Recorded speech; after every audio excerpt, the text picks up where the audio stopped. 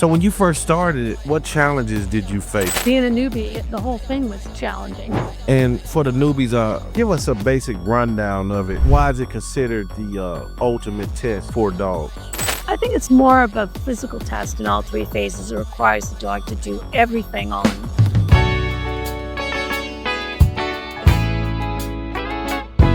Hey, baby.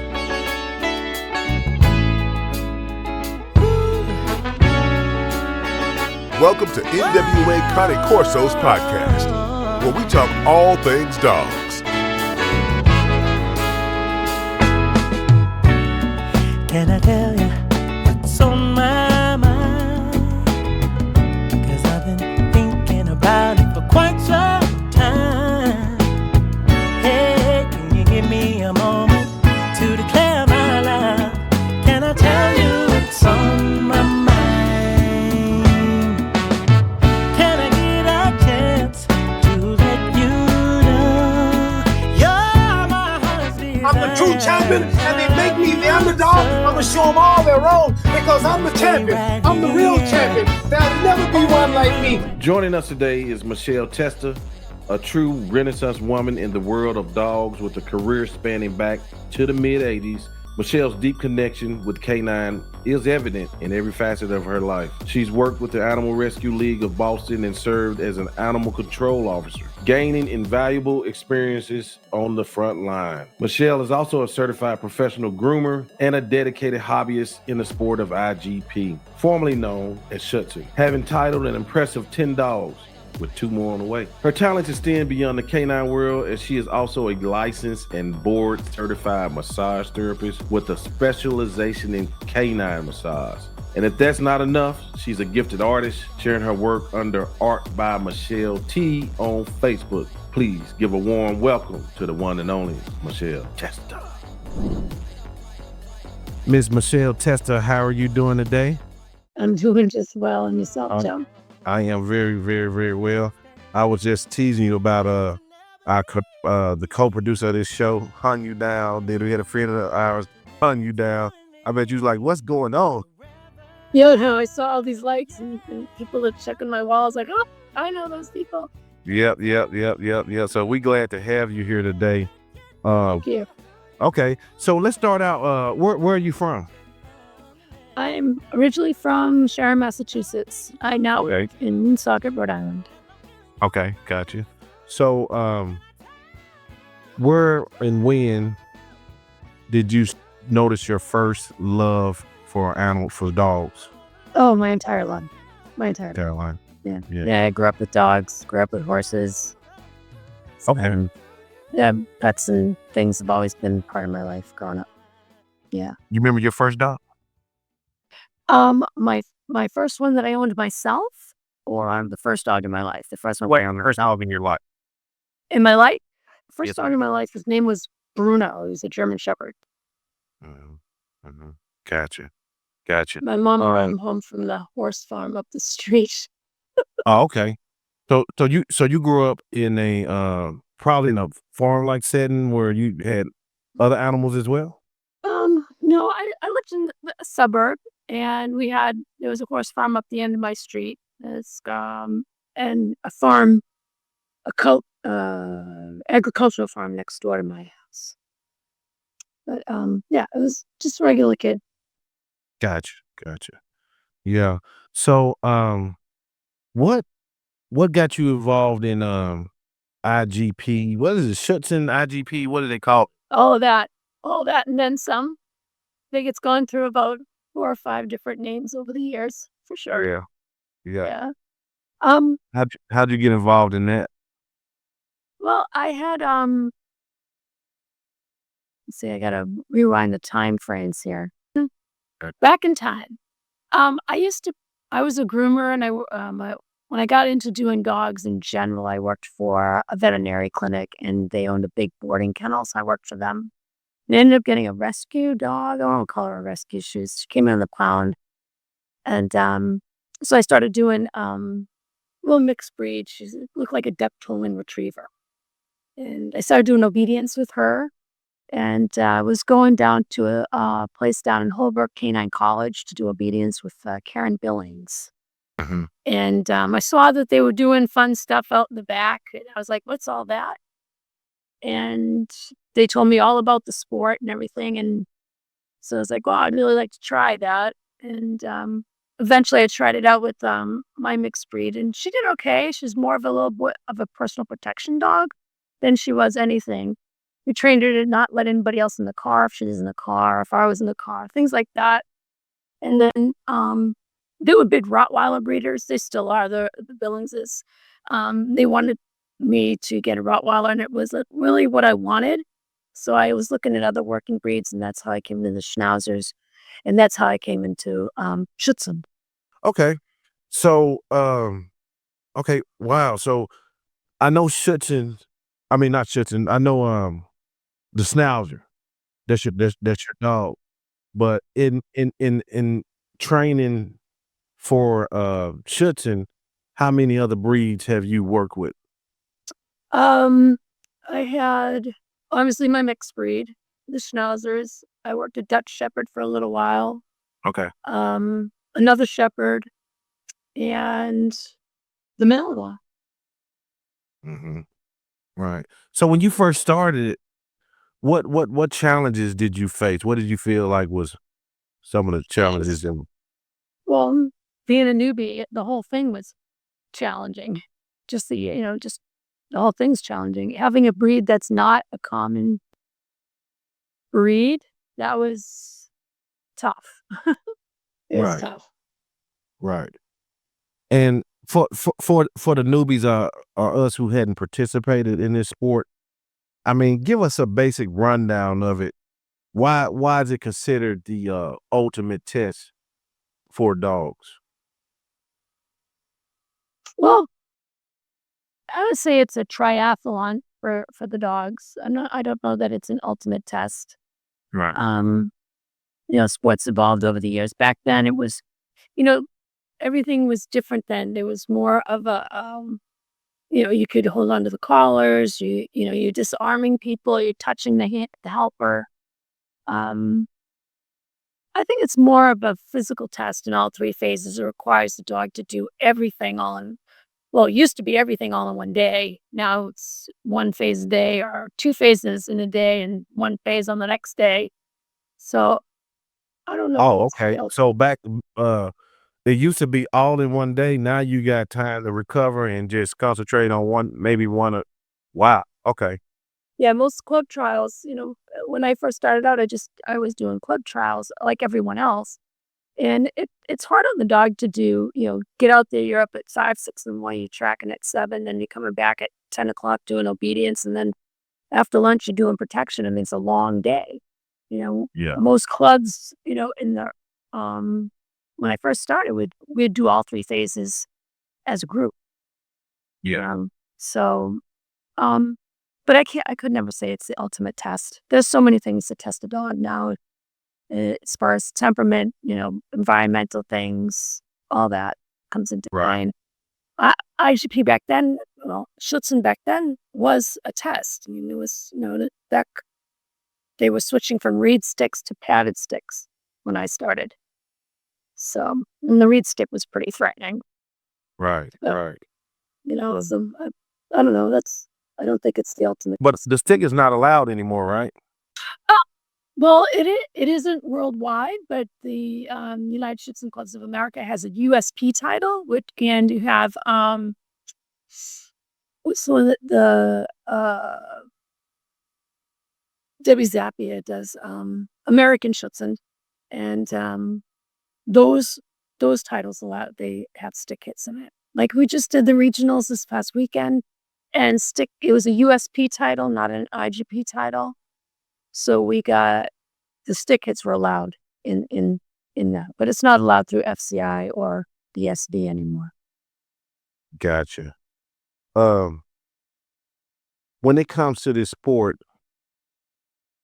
and you and the dog, I mean, how much you mentioned earlier that it was hard on a dog back then to do all three phases at once. How mentally and tough is this just for you as well, competing in the sport? What is it like on the field? Um, well, there's your normal trial nerves. You get in there, you put in all this time and all this training. You're trying to keep a really good relationship with your dog. The pressure's on you to do well if you have aspirations of doing things higher. It's a lot of concentration. You have to have a mindset. You have to be focused. You have to be in tune with your dog. You have to be able to see the dog without actually seeing the dog, and be able to feel the dog without actually feeling the dog. It's That big. unit, yeah, that's the oneness, yeah. Yeah, Yeah. it's hard it's mentally draining. It can be mentally draining. Like I'm more mentally exhausted than I am physically exhausted after trialing. I bet. So when you talk about this oneness with the animal, are you like checking your emotions? Because I know you got to be kind of nervous sometimes. Do you try to control it, or is the dog just so in tune to you? I know. What do you think about that? I'll tell you, nerves can really affect the dog. So you really have to be able to control your stress and control the adrenaline in your system when you're trialing. And you can have positive adrenaline that you can feed into the dog, but then you can't have that nervous kind of adrenaline where if you're concerned about it, it's going to happen. So you have to kind of really keep the nerves down. You got to stay calm. You got to breathe.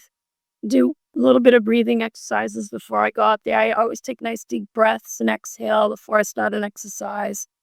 Try not to make it too obvious because, then people think it's a cue. But it really isn't. It's just settling in so the dog settles and we can work together. And again, being able to feel the dog without actually feeling it and seeing the dog without actually seeing. Because just when we're healing in IGP, you want to try and see your dog, but you really have to look straight ahead. You really can't be looking down at the dog. You have to go in a straight line. You have to be smooth. And you have to trust that your dog's going to be there. And hopefully through the training, your stress level's down. Yeah. You're able to control the emotion. You're able to use your emotion to energize the exercises with your dog. But it can be mentally stressful. And sometimes now, and like with Loki, my Malinois, I feel comfortable trialing him. Like I know what's going to happen. I know he's there. I know where he is because I've seen when he's not. So I feel more not laid back. I still get trial jitters and stuff. You can ask my co-partner and my training teammate, my best friend. He'll tell you I'm off the rockers before I grab the leash, and then all of a sudden I'm in calm state when I'm out there. But it can be really stressful. It is stressful. It's emotional. I mean, to fail like this past weekend, I failed. Loki decided to run on the last exercise. He did a beautiful obedience routine, and he did that last exercise and downed outside of the field boundary, and so we DQ'd. I was watching that. Yeah, I was watching that, and yeah, and it happens. I mean, but what about you just talked about your failure, right? Mm-hmm. But what about your accomplishments? What are you most proud of the things you have accomplished in the sport? I think one of the most things I'm pretty happy with is that I probably titled the most Giant Schnauzers in the country to any level of title for each dog individually, and all are the same. Being able to do a trial at multi-breed championships, single breed championships, having the Giant Schnauzer, having the Malinois. That I've been fortunate to be able to work with a great group of people to be able to have the successes I have. Right. Wow. Okay. Well, you mentioned the Schnauzer, and my wife want one, and I ain't gonna let her get it. But I love those dogs. Matter of fact, yeah, that was the dog that won the Westminster this past Oh yeah, past show. Yeah. handsome, powerful. Probably as far as the show dog goes, he's probably the closest I can't even say that because it's not even, I don't know how to explain it, but that dog is a real Giant Schnauzer. He's not just a show dog. That dog's a real Giant Schnauzer. He's got a lot of power, a lot of spirit. He's got a little spicy. He was a real Schnauzer. He's not what you want to call quote unquote show dog. Yeah, yeah. That's interesting because that was gonna be one of my questions to you about, but you just answered it. I wanted to know, have you ever seen the dog? Because you got this show side, then you got this working side of genre people. Some of them are extreme with it, but I like to talk about the total dog. Sometimes, and I know it's hard to get a perfect dog. No dog is perfect, but is what is a dog supposed to be to you? I mean, I know we got dogs to be pretty, but what's the emphasis on work as well? You know what I mean? Do you think a dog should be able to do both? A good dog? Yeah, I think a dog should be a total dog. I agree with you there. I think the dogs should be able to work, do the job it's been bred to do, be purposeful, be purposely bred, and also be able to be in the community, in a family, and be at least conformationally correct to at least look like the breed type. Right. No, Right. no overangulations, no elongated necks, sickle hawked or too much coat. In my breed specifically. Right. I mean, a good, well-rounded Schnauzer is, I've had a couple that have done well in the German style conformation. I showed AKC when I was in the beginning of my dog career. Oh, okay. Look at you holding back on me. You ain't telling me that. I did a little. It wasn't a bunch. I mean, I did enough to know that I didn't like it. That I even think doing. There was a lot of things I didn't like about it, and there's politics and all of it too. And it really, Yeah. it's just I don't know. If I'm going to work my dog, I'm going to work my dog, and he's going to work, and he's going to look good. My thing with showing dogs, I would love to see a lot of these top Schnauzers at least get a core rating, breed survey, just to see if they are really a total dog that they can do bite work. If everybody could say, "Oh yeah, my dog can do that," but they don't really put the dog out there to do that for real. That would be cool. Yeah, Yeah, that would be nice. You said something. You said about politics, and this is hard. I didn't think that the politics are politics in any industry. Mhm. But oh my God, in dogs, me being a guy that cover all the breeds, and people come here bringing me so much information. I say TMI. I just want to know this aspect. I don't know all of us. So it's a lot of politics of dogs. So, with that being said, did you feel like you had to deal with a lot of politics in the sports world, or you just really got out there, did your thing, you would put your head down, you wasn't worried about it? Uh-oh. Well, no, because I was on the other side. I mean, I was a AWDS secretary for a number of years, probably 10, 12 years. So I had to deal with that side and the politics of that side, and then be a hobby trainer and handler and competitor. So yeah,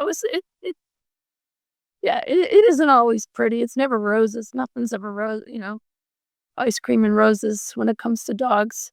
Can be pretty tough. People can be really nasty. Oh, And if they don't like you, they can really make it not work for you too.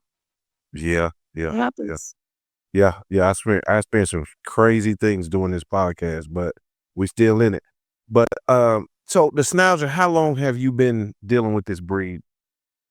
Since the 90s, 90, Oh wow. 91. Okay. Yeah. Okay. Is there particular lines that you prefer? Or I don't know. I mean, I've titled, I think 7 of them. These 2 that I have, Sunny and Rat, are out of my old dog Axe. I mean, I really like the older looking lines. Some of the current lines are nice. Temperaments have changed a little bit over the years. I don't have a specific Like I don't have a specific line that I would say this would be where to go, because combinations make things better and worse and more powerful, less powerful, more prey, more aggression, more, less nerve, more nerve. Um, Right. so yeah, I don't have a favorite line. I mean, I love the lines my dogs came out of, the dogs that I've handled that didn't belong to me, and the ones that I had owned, and the lines that I had go, along the way of all the dogs that I've worked at, Giant Schnauzers that I've worked. I've enjoyed every aspect of their pedigrees. Each one different. Now I have a son and a daughter out of my old male, um, who is very powerful dog, very, very powerful dog. And this combination, I think, is probably, for me, probably one of the best combinations I've seen. I'm hoping that the litter that I had out of my female Sunny, my first litter in 35, 36 years of Giant Schnauzers, I just bred my first litter this year. They were born all. Excellent. Yep. So I think this combination of Axe and Iowa Hannibino is probably one of the strongest breeding lines I've seen out there now. Very, very strong. They're true to an old style of Schnauzer. Not for everybody. But they're very clear, and the stability is nice. They're mentally flexible. I don't find any stubbornness or anything like that. It's probably one of the strongest. Next to his father, Rod is one of the strongest dogs I've seen out there now. Right. Right. And he's not for everybody. He's Yeah. a very good boy. Yeah. So how old is the litter you've bred? Well, they just turned 6 months. 6 months. Yeah. Okay. So what I did was, my boy Axed, he was born in 1996, and I saved his semen for like 17 years. And yeah, and when I was like 58 years old, 57, I've been always trying to find a female to breed to him. He was frozen forever. And I finally found one, and I said to myself, I got to find one soon because I'll be too old to handle a dog like that. And so I found the Hannibino kennel, and I sent the pedigree to her, and she sent me a shocked emoji that I had semen on this dog because she couldn't believe it. So we went through it. Sunny and Rada were born, and that litter of 9 were born April 15th of 2021. So I got a female and a male. I picked male, and then I bought a female. And I bred her to my friend Julie Blanding, who I've known for since I got Axe. So it's probably been over 20 years now. And she got a nice male Cesar Dantique. And he's born in 1998. And I convinced her to save semen on him. I said, I promise you, Julie, he'll get used. Definitely will get used. And he did. And then that litter didn't make it to fruition. But then I bred to him. So now we have Axe in 1996, that pedigree. And if you look at it on paper, it's old. And then when you look at Cesar, he was born in 1998, and it's a whole other pedigree that was super powerful and really hit the mark. The litter mates were used a lot. Now these puppies, they're super nice. I got 6 puppies out of the surgical implant, 2 boys, 4 girls. And it's the nice combination. It's a nice balance of prey, aggression. They have a tenacity, and they have a real joy to work. So really balanced, outgoing, social, real friendly dogs. None of the puppy owners are unhappy with anything. I asked one, I have 3 of them in Europe, 1 in Canada, 1 in Pennsylvania, and 1 up in Massachusetts. And I asked the girl that has the one in Massachusetts, I said, what don't you like about this? And this is my first litter. So I really want to know. So I have an idea, because if I want to do this breeding again, I want to know what I'm looking for. And so she said to me, I don't like that she's got this barking thing that she does. She goes, but other than that, this dog's outstanding. So if that's it, that's it. Everybody else seems to be very, very happy with their dogs. I don't know if you saw the recent video I put up of the Ariana Cava.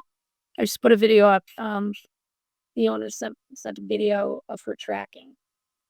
Oh yeah, I did. Yeah, yeah, I did. Yeah, that was her. Oh, just one of them. Okay. So yep, that's one of my puppies. Yeah, yeah. Cool. Super, super nice. Yeah, they're all doing super nice.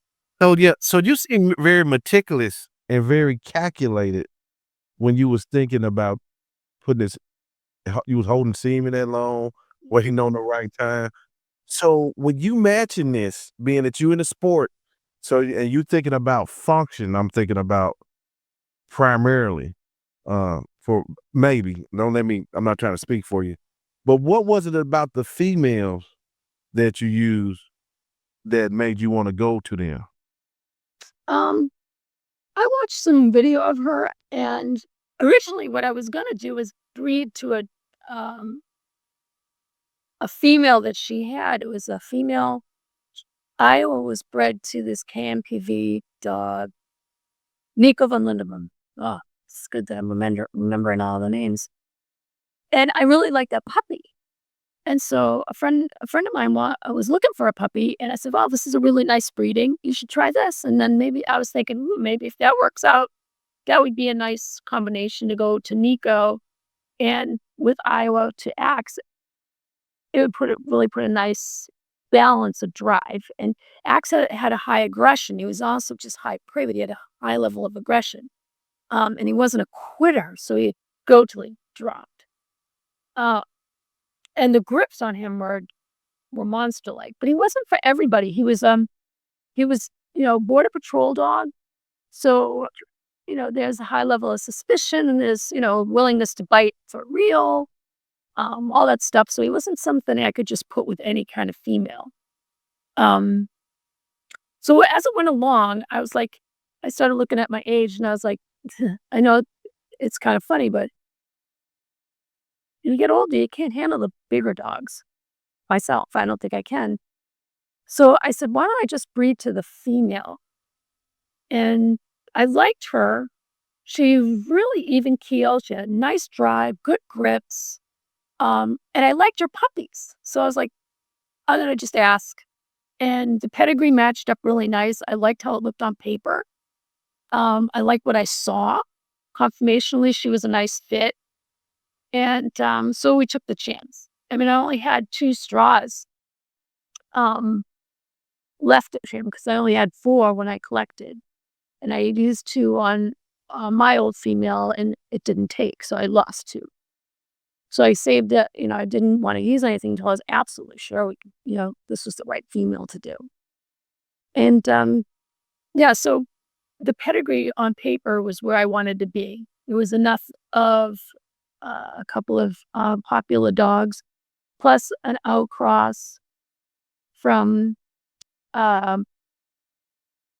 her top line, and there was just a whole other bunch of dogs that hadn't been out there that are out there now. So I thought they're out there now. She's born in 2018 or 2019, I think, 2018. So her lineage has been out there. He had a Vito Kennels at top for working IGP Schnauzers. And so we did it, and it turned out that they were spicy on your high-end spicy, all of them. And it was just perfect. I knew that was going to come out of that.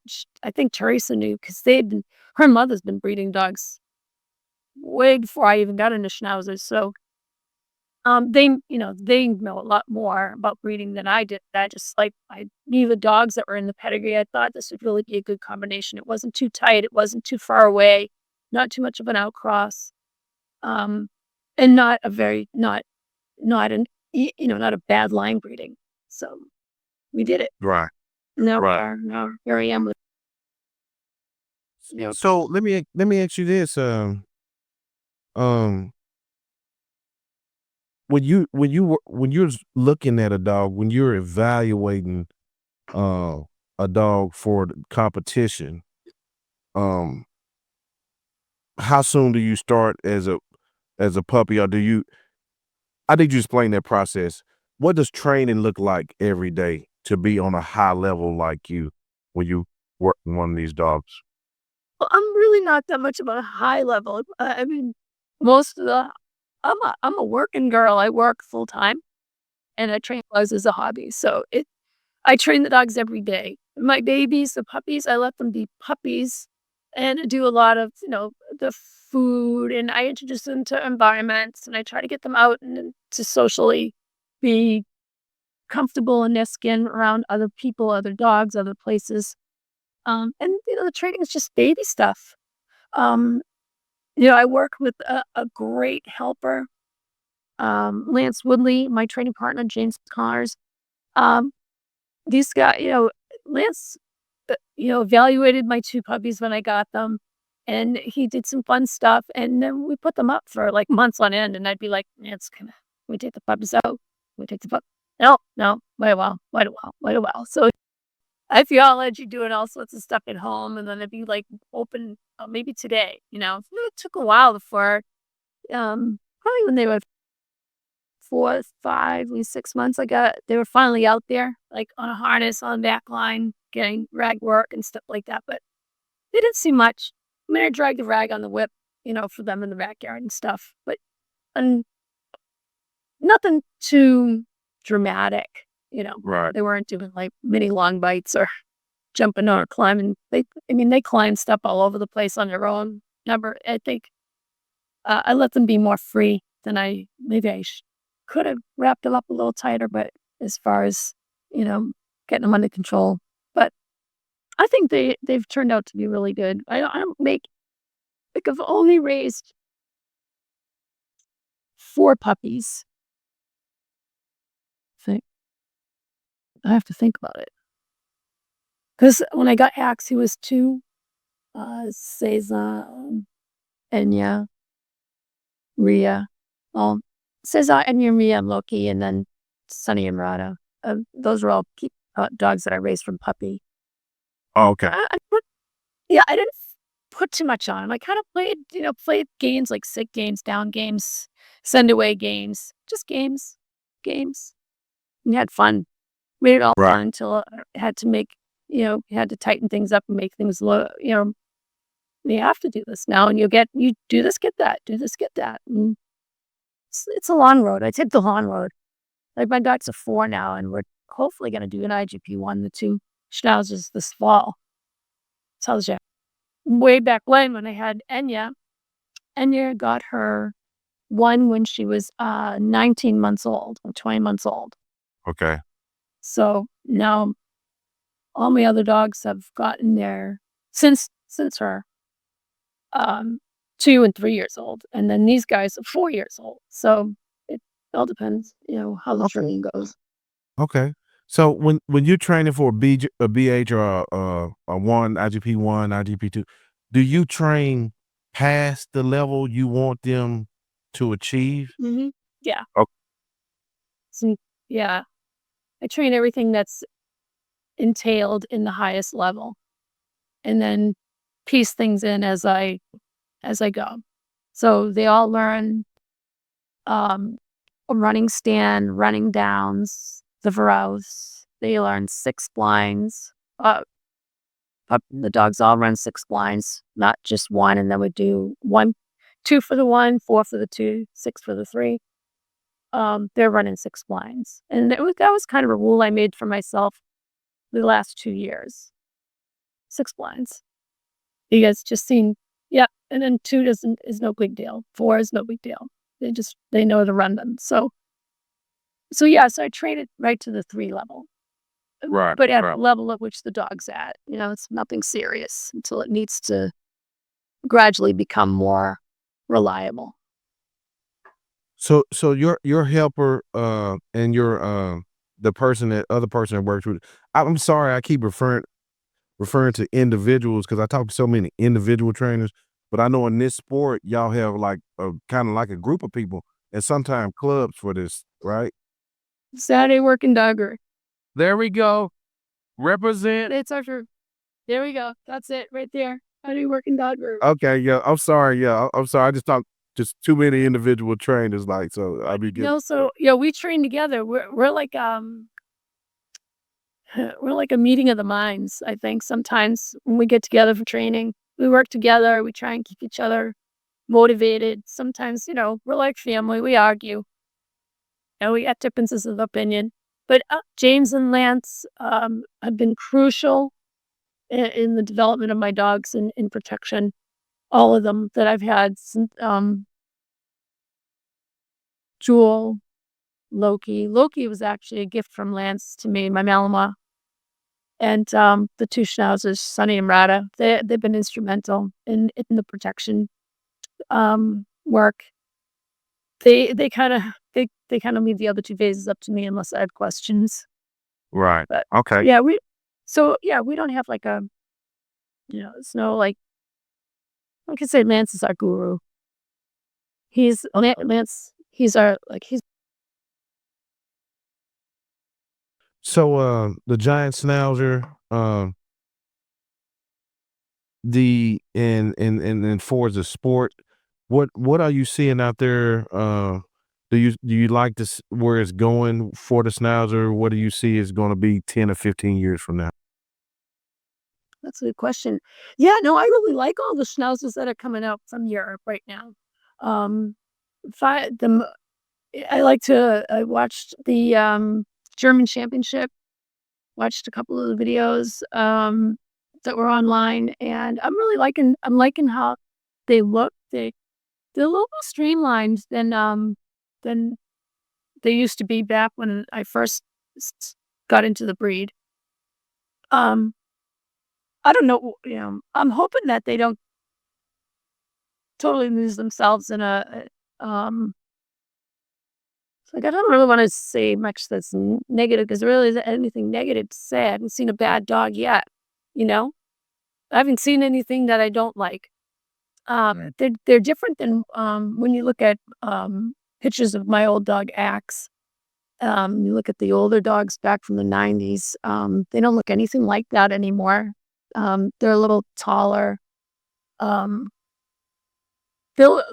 larger, too, larger breed overall. Yeah.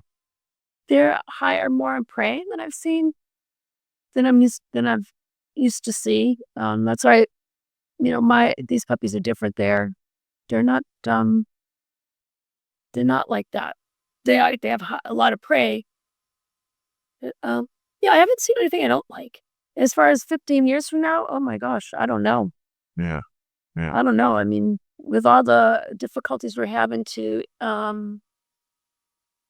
with breeding restrictions, it's getting, it's getting like crazy. Like, I never ever thought that I would be shipping 3 of my puppies to Europe. Yeah. Yeah. Wow. That's not from the United States. I mean, I'm sure Schnauzer show breeders probably do, but it's really hard with the show breeders because we crop and dock still here in the United States, and they don't. So, but who does that? I never thought that was ever going to happen. So, the whole 6-month thing is scaring people, and people don't want to get dogs anymore. So it's we're such a small community here in the United States as far as breed goes. And we need the input from Europe in order to keep a diversity. Yeah. Yeah, but I don't see that they're going in a bad avenue. I don't see them going downhill. I don't see the breed. I see the breed excelling. I think people are becoming more paranoid about health testing. Not that I'm not against it, everybody, please. I'm not against it. Well, calm down. Don't anybody get excited and go run off with that statement. Well, a breeder, the breeder that I got Loki from always told me, and I've had other older breeders tell me the same thing too, is if you continue to look for something, you're going to find something. And you should never throw the babies out with bathwater. That's right. So Right. you got to take chances in order to keep the diversity and keep the breed intact. They have these new genetic diversity things that they're doing now for the Giant Schnauzer here in the United States as a whole. I think it's from UC Davis. And so now you can go online and look up your dog and look up another dog, and do like a pairing, not just a dog pairing, coefficient stuff.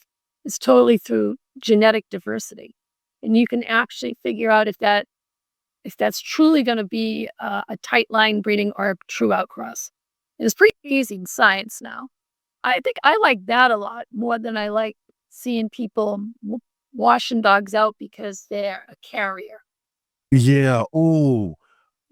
Somebody had to say it. I know I got in trouble. I said it. I got in trouble for saying something similar to that the other day because now you're seeing health testing as almost as a selling point. You know what I mean? And Well, it's good.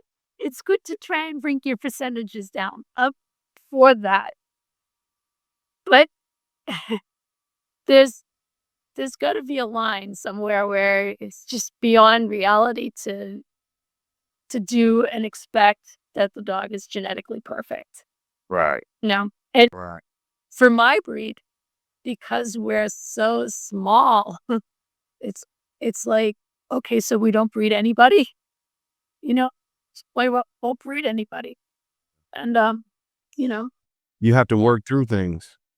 And then they bred way more aggressive years ago to get what's observed where we are now. Yes. I heard a breeder talking about I heard this one breeder friend of mine. He was talking about, all these people be coming, talking about these stupid health tests and come to me and say, well, I got my embark and I didn't find anything wrong. He said, yeah, because I know my dog. There ain't nothing. you gotta trust. There's got to be a level of trust when you're dealing, with old time breeders, and I like the old time breeders that know their lines inside and out. They know what they're going to get. They know if they breed this one to this one, they know exactly what's happening there. You got to trust that. And that's how you learn.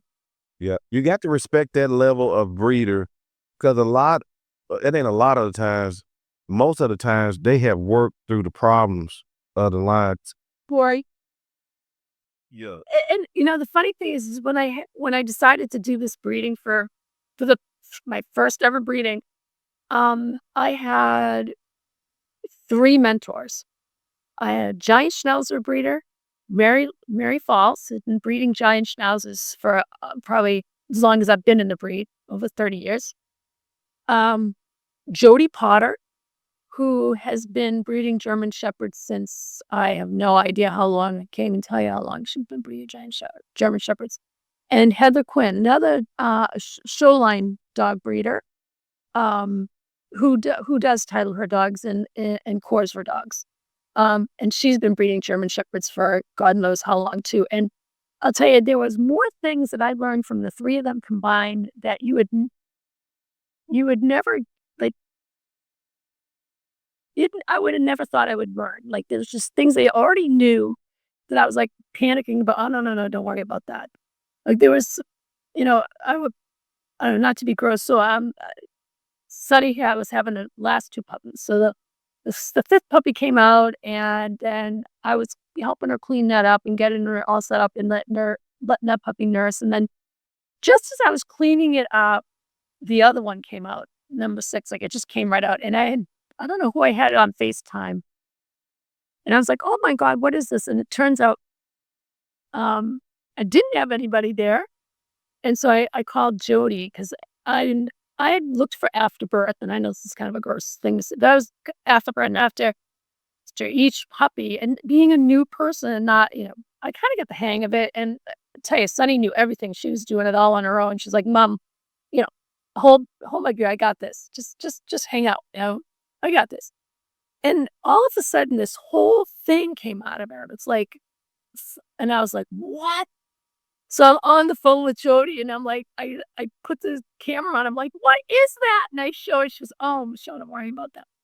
So it's just the afterbirth. I'm like, but she goes, did you make sure you had a pad? And I was like, oh yeah, I had that. I had to pit up the pad like a sack, and then put it in the plastic trash bag because it was just all afterbirth. It was all of it because only a little bit was coming out every time. I was just like, out, but they've gone through this so much, and I know most people out there that probably had. It's like this woman is nuts, but I was new. And I didn't know what to expect.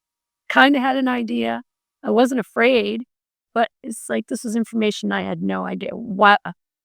Right? And they were like, "Oh no, you're fine. She's fine. She's fine. Yeah. Don't worry about it." Yeah. And a lot of times they would have they would have ate that afterbirth.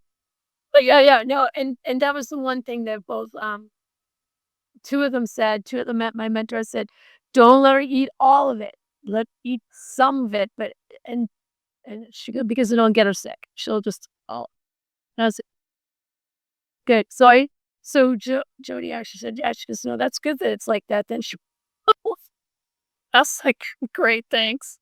Yeah. That first time, Albert? I know she started at 12:05. Midnight, 5 minutes after midnight, and her last puppy was at 4:40 in the morning, so it was an all-nighter. But what an experience and what a journey, it was an incredible thing to be able to do. Will I do it again? Maybe. Maybe, yeah. Maybe. Yeah. We'll see. Yeah. It's a journey, and instead, especially when you keep something from, it's different. You're like their surrogate mother. You know what I mean? It's something, yeah. It's crazy. The 3 puppies I had to hold back before they had to be shipped. They kind of grew on me a little bit too much. It's getting a little too tight, and I was like, "You guys gotta go away." I spent leave them out them by themselves all the time. Just try and stay away from them. And then I had one puppy that the flight got canceled because of the bombing down by. Anyways, we had this. She was supposed to go June 29th to fly out, and then they had to move her to July 6th because a lot of flights got canceled because it was some war. The war was going on down. Oh, gotcha. Okay, gotcha. Yeah. I don't follow politics and wars and stuff, but I know. Yeah, me neither. That's why I was lost. I was like, Sonny. yeah, I try to keep my sanity. Yeah, same here. So her and I got kind of a little bit tight, and I was trying to keep her. It was hard. She's the only one left. And Loki was like, I think I'm done playing with her because she was getting a little too bitey, and he was trying to be a gentleman and didn't want to. He's the most kind dog. But yeah.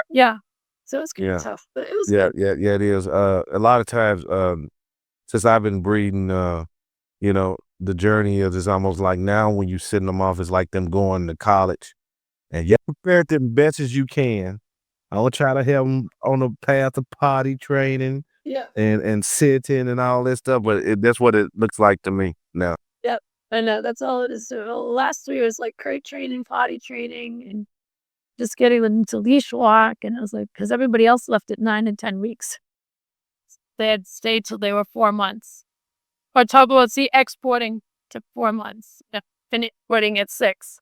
Yeah. But yeah, so as far as the health testing goes, this is kind of interesting too. Is back then, Axe and Cesar, they didn't have all that stuff back then. All it did was heart, hips, elbows, and they could surf. That was it.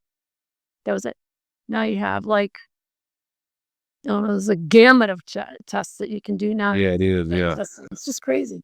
And interesting thing about that too, I've got some guys coming that created their own breeds, and they say people are coming back to them on health tests, and they know, as far as like these panel tests, they know it's not right.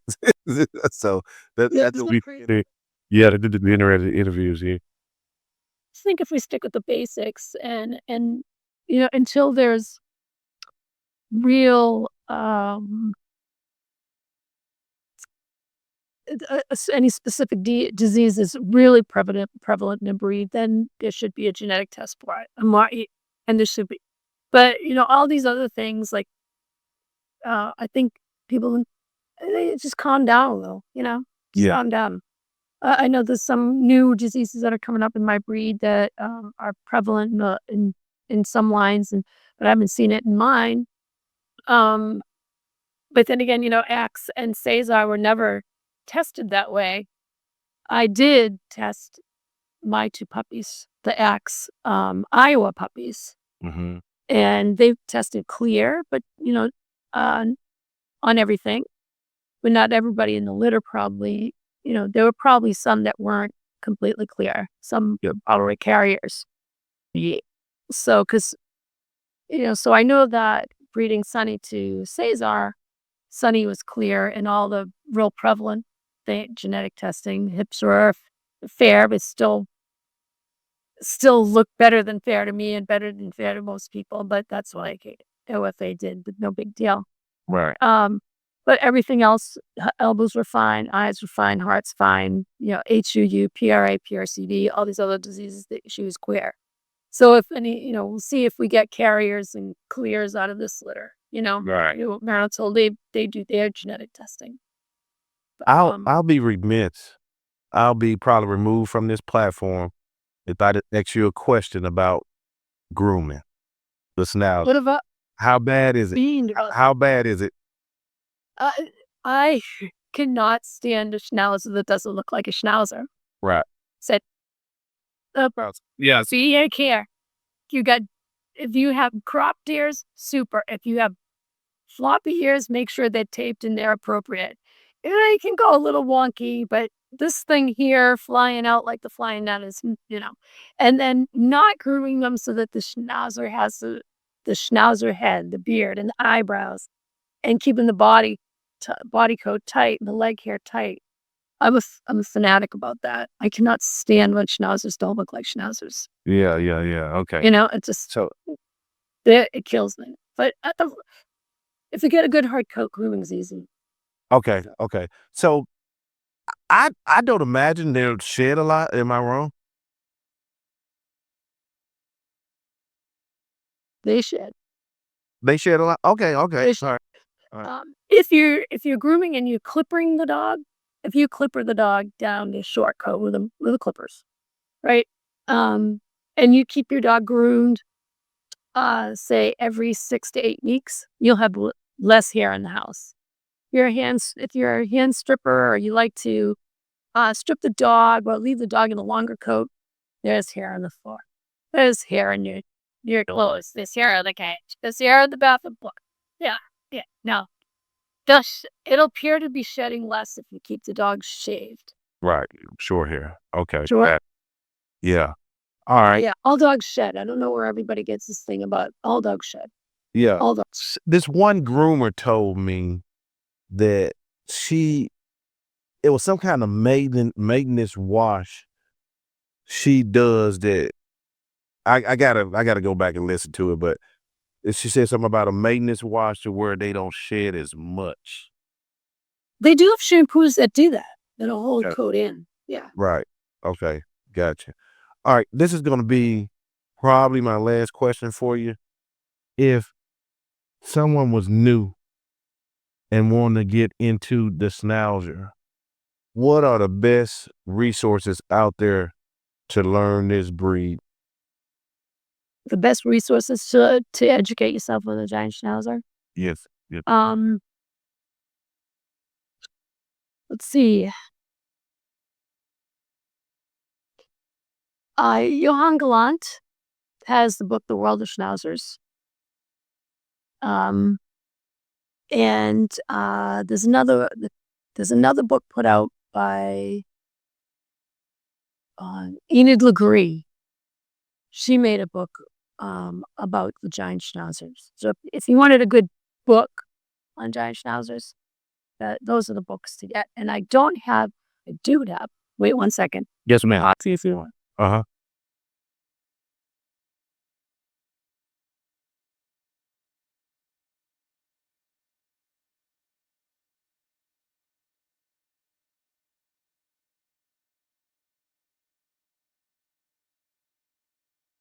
Oh, okay.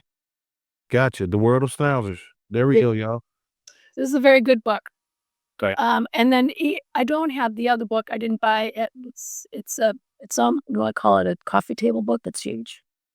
By Enid Legree.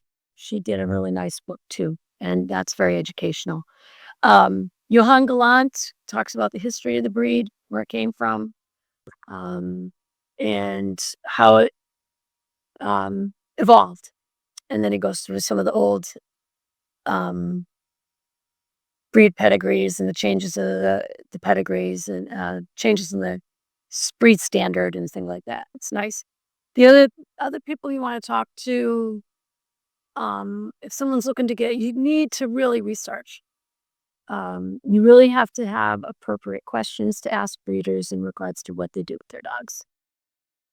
Health testing is good. Titling is even better. Titles at both ends is nice if you can get it. Even if it's an AKC championship and they have like agility titles and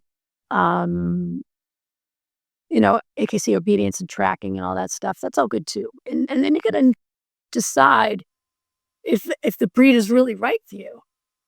This breed isn't for everyone. It's not. Right. Yeah. It is not to be left on the couch. Right. It just won't. You ain't gonna do it. It's gonna get that energy off somewhere other way, ain't it? Yeah. And there are so many, from what I understand now, it's pretty sad, which I never, it's inevitable because seems like now the last 5 years, Joe, it seems like the last 5 years, the breed has been out of control as far as people breeding giant schnauzers. It's just out of control. And they're breeding whatever to whatever to whatever.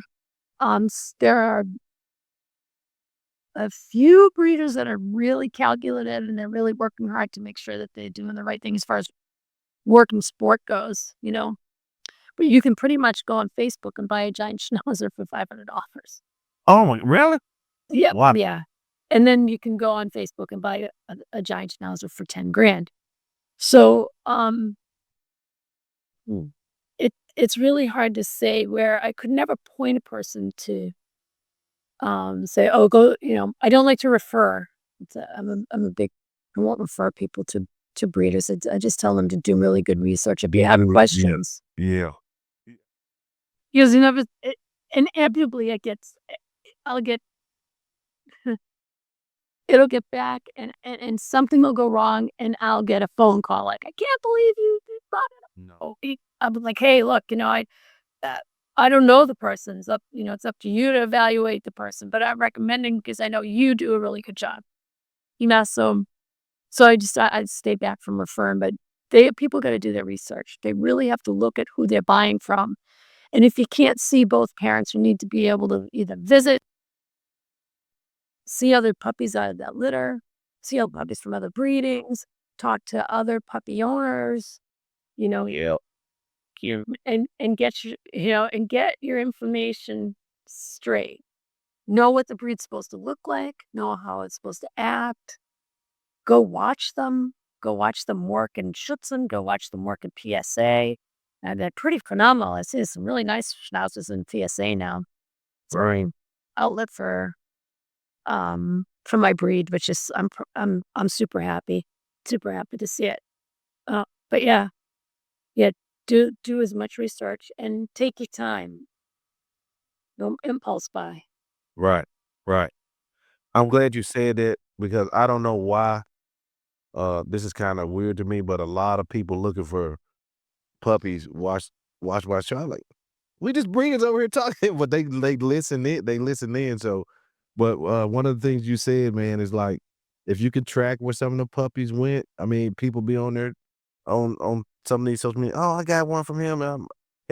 Call them, ask them, message them. That's what I do when I'm researching a breeder. You know what I mean? Exactly.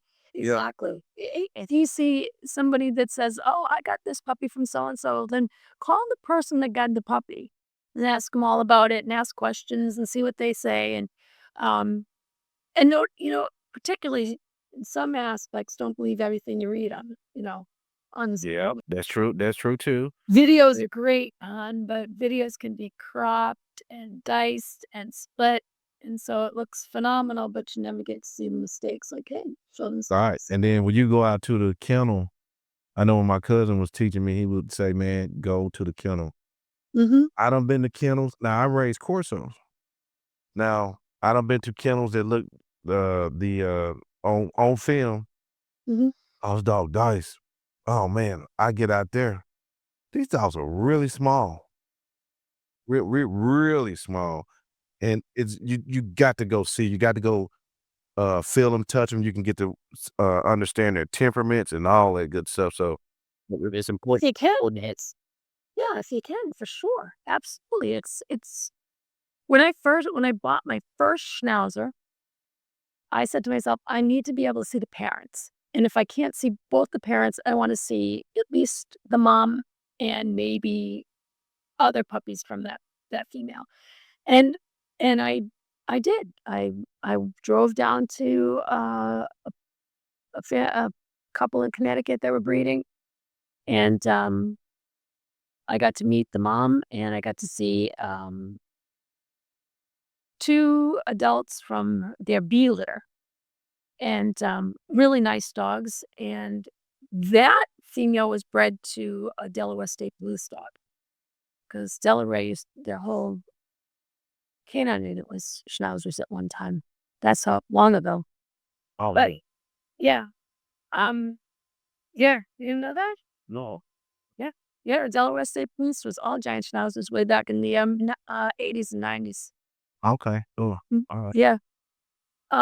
Yeah, so either see one or both of the parents. Go visit, Jane Smith, who bought a dog from Tony Joe, and go visit Jane and play with her dog and see if you like the temperament, if you like what because it's hard, and buyer beware. And buyer beware. Yeah. It's wide open out there. Yeah, it's Oh, wild. Oh yeah, I've never seen it so bad in my breed. I never thought it would get this bad. No, I mean the rescues right now, and I'm not a maniac at all. I used to work for the Animal Rescue League of Boston. I was an animal control officer like years ago, and I never saw a Schnauzer anywhere. I saw one mini that came in. Then we say, but they're overwhelmed with my breed now. Overwhelmed with Giant Schnauzer. Rescues are overwhelmed with them. Yeah. Well, the popularity, I myself, I said when I saw that dog win the Westminster, I said, "Whoo, let's go, man." I know. It's the owner and handler of that dog put out a statement that, reminding everybody that this isn't a breed for everyone. Truthfully, please, do not just get one because you think it's beautiful. It's damn hard to keep that show dog, to keep that coat like that. That is a hell of a lot of work. That is more work than I gave up hand stripping, because I wanted more time to train. Right. So my dogs get clippered, and so much easier for me. Yes, ma'am. Find the ticks, Right. Yeah, that's true. Well, hey, so Miss Testa, I sure do appreciate you coming. You're very easy to talk to. Learned a lot tonight, and I'm sure the audience will have learned a lot as well. You can come back anytime you want. Well, I appreciate that. I hope that we can get back together. Maybe once I get my 2 young dogs out there, we can meet again and we can talk about them for a little bit. Oh yeah, that's most definitely. That's history right there. That's Yes, history so- making. Yeah. I'm excited for you. If anybody want to get in touch with you, you ain't got to get your telephone number out, but or know more about the guys you work with. Is there anything you want to put out there to the public? If not, it's okay too. Yeah, no, I mean, they can reach out to me on Facebook, message me anytime. I'm available. People do ask me. I don't get as much as anymore. There's a lot more people out there now that have more knowledge. But I know I'm too busy trying to work my dogs. But I'd be happy to, help anybody that's got any questions. Somebody's not sure and they want to send me a pedigree and they think they want to get this dog, and I can help them make decisions or give them more questions to ask themselves. All right, Sure. excellent. All right, young lady, we sure do appreciate you. Thank you very much. Thank you. Have a nice evening. It's great talking to you. Likewise. Hold on one sec.